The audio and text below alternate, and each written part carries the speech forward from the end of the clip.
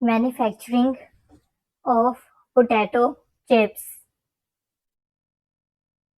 Ingredients: Number 1, potato. Number 2, edible vegetable oil. Number 3, sugar. Number 4, iodized salt. Number 5, milk products. Milk, solids, cheese powder 1.3%. Number 6, spices and condiments. Onion powder, parsley powder, pepper powder. Manufacturing steps: potato feeder,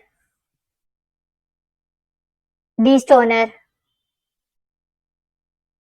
peeler, trimmer,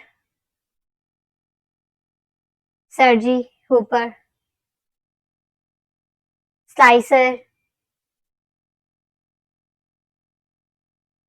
pre-washer, blancher, fryer, sorter, seasoning, packaging, storage. Packaging of potato chips. All the air in potato chips packet is not atmospheric air. It is actually filled with nitrogen gas to keep the chips fresh and crispiness. The gas also works as a cushion to prevent the chips from breaking in transit.